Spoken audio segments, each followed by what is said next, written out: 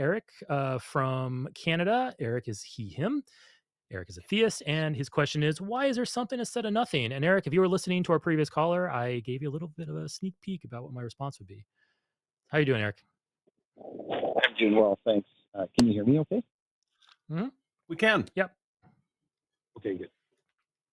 Yeah, I don't I don't know if I followed from the last question, but I do appreciate it. I probably would line up more with the caller Trinity, and this is kind of Okay. where I'm kind of stuck, right? It's like there's something, and I just can't get past the idea that, like, how did it get here? Um, it's more This call is more about gathering information or just trying to understand. I've never really heard a satisfying answer as to how there's something without a cause. What makes you think? What makes you think, Eric? What makes you think that it's possible for there to be nothing? Well, maybe it was a badly worded question. I don't necessarily think it's possible for there to be nothing, but I guess I'm just curious about how there's something.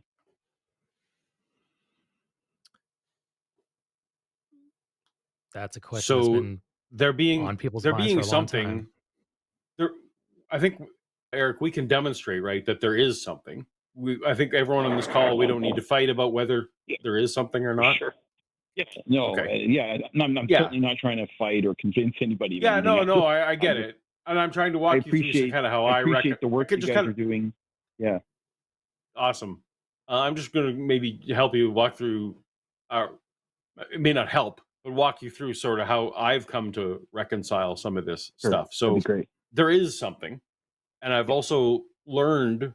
I was just a few years ago. I thought dinosaurs run the ark, lest anyone think that I know anything. I'm baby at all this stuff, but I've come to, in talking with philosophically minded people, understand that there is such a thing as brute facts, right? And a brute fact is something that is just sort of accepted in conversation, and that's the thing where you can't back it up any further, and you just kind of have to throw up your hand and say it just is.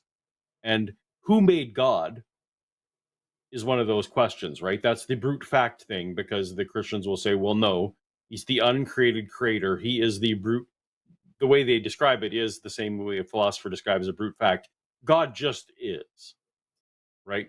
And so almost any worldview I've ever encountered ultimately comes up to their brute fact. There just is no worldview that doesn't posit some kind of brute fact, be it God, or be it, in my view, I kind of feel like energy is a really good candidate for brute fact. But in the way you're describing it, you're saying something. And so while it is unsatisfying that every worldview terminates in a brute fact, it is ubiquitous.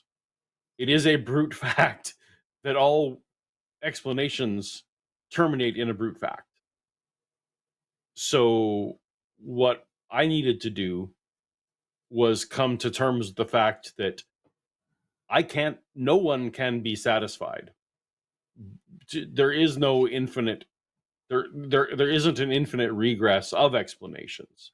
That everyone throws up their hand at some point and says, well, this part of my explanation just is because it is. And so once I came to terms with the fact that everyone just has a brute fact, and that I could either be sad about that or figure out which brute fact makes the most sense to me, I did have to get over the fact that I was just sad about it, because I wanted that certainty and I wanted there to be a thing. But once you start figuring out, and once I started figuring out, oh, that's your brute fact, and that's your brute fact, and that's your brute fact, which brute fact makes the most sense to me, well, then I could get over that feeling that made me sad that I don't know why there's something rather than nothing. Now, that doesn't answer the question, and it doesn't take away the sadness. All it did was put me staring in the face that I can't get over that sadness. Like, there's no searching that can get through it. So we can, I don't know where you want to go with this here. We can talk about whether or not brute fact. So, the part of every worldview, we can talk about what's the best brute fact. Where would you? I don't know if that was in any way helpful to you. It kind of helped me at least come to terms with it. Or if you just want Yeah, to have the therapy and we all talk about how it sure. sucks that we can't know, because I would think Eric would be on the same page with me that, man, it sure sucks that we don't have a better answer. But Yeah, there's no lots of things religion I has a better wish I answer knew. either, right? Like, it's just,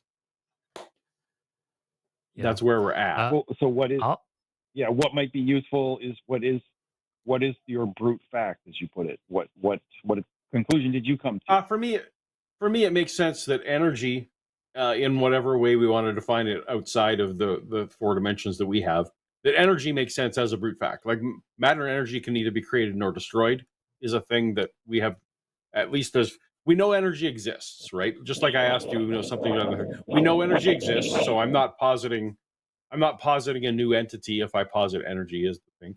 We also, as far as we can tell, energy can't be created or destroyed. So that makes it a really good candidate. And then physicists tell us that once we get outside of our fourth dimensions, we actually can't make any predictions about how energy would act. So, like, I don't even have to worry about entropy or some of those other math things. So it sure makes sense to me that energy is the thing that has always existed. But if you want to just label that as something, I wouldn't quibble with that person. I feel like I'm being a little bit more specific, and I'm opening myself up to arguments a little bit more than just saying something. Anyway, Eric, I don't know if you have given any thought to what your brute fact yeah, is, or I'm fairly in alignment with what you said there. Because I mean, if you look at it, and I hate to say this, but if you really look at it, a lot of the reasoning with the brute fact of energy, it coincides with the reasoning about the brute fact of a god. Except when you apply Occam's razor, the god can just be removed because energy fulfills all of these requirements that we expect this god, or rather, apologists expect this god to fulfill. We're all composed of energy. Energy exists everywhere. According to our known laws of physics, energy is immutable, can either be created nor destroyed. It is just there. So it just may, like Paul said, it may just ontologically, it's just a presupposition of ours, like that might make a philosopher's head explode. But it's just there. It's just it exists, and we can't explain it, and we have to accept that it exists. Now, whether that's the case for a God or not, that's a completely different story, but we don't need the God explanation on top of what we already do with energy. Um, but Paul on the last call went a little further than I did with my position on about the material universe being infinite or not, or eternal or not. I'll go maybe a step further than Paul in this one here, is that I slightly, very so slightly, with Jackie last call, I was basically saying I'm agnostic on this. I don't hold a position on this. On the whether there's something instead of nothing, I will lean ever so slightly from 50-50. I'll lean like maybe 50.1% towards nothing being an impossibility. I'm not saying that's actually the case, but I have some reasons to think why nothing would be practically impossible or philosophically impossible. The first one being that we have something here. We just agreed earlier that something exists. So I believe that would automatically negate nothing being the case. And even saying nothing exists is kind of a contradiction in terms. And even more of a on a play school level type of reasoning, like what is nothing? Is nothing something that lacks any attribute? Is lacking an attribute in itself? Like, can such a thing even be a thing? Um, like I said, I'm not married to that. I could easily, with the right words, be swayed to 49.9% that impossible. Nothing is impossible. But I have basically 100% confidence, like nearly 100% confidence that something exists, and that's going to automatically negate nothing. Now, whether there was a point in the past where something was not here and it was indeed nothing, I have no idea on that. Um, but the fact that we can examine all kinds of somethings and we've yet to ever examine a nothing also kind of sways me towards that direction. It's like, okay, I can only look at something. I can never look at nothing. But yeah, that's kind of where I'm at on that.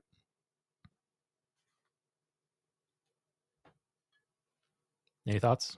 Okay, cool. Yeah, my head's spinning a little bit. Yeah, Interesting to think about. this metaphysics crap sucks sometimes because especially it's late at night. But yeah, it's like I said, these are things that people have struggled with for so long, and we're just a couple of sci-fi schmucks here on the show talking about things that are way, way, way outside of our pay grade. But it is fun to talk about. It's fun to ponder. And while I'm sure Paul and I said numerous things wrong tonight, it's an effort to think about it and understand it. And even though we'll never get probably to full perfect understanding, at least we made the attempt. At least we attempted to improve our understanding on this. Whether we failed or not, it's kind of beside the point. The fact that we attempted is kind of what we're proud of. Yeah, we appreciate and chatting. All right, Eric. Yeah, Well, thank you. the call. I appreciated the way you handled that call with Trinity too. I thought that was pretty awesome. It was pretty heartbreaking to hear that. Indeed. Yeah, I agree, and I hope Trinity feels the same way. I look back on conversations like that. I'm like, I hope they said the right thing. I hope I asked more questions than I answered. I hope I listened more than I talked. I probably talked more than I listened. But in situations like that, I can only hope that I helped instead of hurt. So, but yeah, no, I thank you for that and appreciate that. And yeah, best again, Trinity, best luck to you. Hopefully you're still hearing us and you're gonna hopefully be a little bit more equipped as you go forward. Cool, Eric. Well, thank you very much. Cool, Thanks for calling in. You have a good evening. You too. Bye. Yep. That's it for our calls. was- And thank God, because I'm losing my I was just voice. going to say, when I was Go ahead, tempted Paul. when Trinity corrected their name, and they said like the God. I was almost like, oh, no, you need to go to the Matrix now. Trinity like the Matrix is what is your new thing. Sorry, There you go. Yeah, plug yourself in the Matrix, and this is just your But playground. I could you can tell do whatever you want. Consequence I free. could tell from Yeah, the tone that wasn't the time to Yeah. throw that in. Yeah. Well, maybe Trinity, maybe they are listening to this right now, and they will say, you know what? I should have my own little matrix that I can just plug myself That's right. into, Mhm. and this is my play by. And that's a way more succinct way of suggesting it than I did with like unplugging your emotions and all that stuff. Use your mind as a sandbox. Like, go in your mind and just put aside these problems and just have fun with your own thoughts. And if a God's going to get angry at you for the electrical patterns that are going through your brain, how do we even counter that? Like, you have a God who's upset that you have this certain electrical pattern in your brain rather than this electrical pattern. Like, that's really what it comes down to. So yeah, If that we goes for establish everybody. anything tonight, the way you get into heaven is by who has the most bananas on their head or owns the Yes. most dogs. That's how we know. Yes, I would also add whoever collects the most teeth for the tooth bunny. Oh, right, I'm not sure if you've exactly. heard that, Very Paul. good. Yeah, the tooth bunny Yep. tooth bunny must be paid. His pound of teeth must be given to him. And yeah, just but essentially that goes for everybody who's holding a position, or they realize they're shifting opinions about something. They're shifting their beliefs, especially if that belief is like deeply rooted. There's a lot of stakes involved. It can maybe not necessarily religion. Maybe the opinions are political, or maybe the opinions about a social issue, or maybe the opinions about just a movie. If you want to think clearly about things and want to think logically and rationally, lower the emotional drive behind it, or put it aside. Like I said, come back to it later when you're ready, but lower the want, the need. The many religious folks, they need hope, meaning, and purpose. They need to have something in the afterlife. They need to be able to see their dead relatives again. Like, put aside that need and then examine the questions, because philosophers and scientists don't reach their conclusions that we can demonstrate to be true. Well, science mostly, philosophers in some cases, we can demonstrate these things to be true, and I can guarantee that these conclusions are not reached with emotional drive behind it, with emotional baggage. Maybe they were motivated by emotions to do the work, but the process itself it was divorced of emotion. And there's a good reason we want to do that, is because it helps us see things more clearly.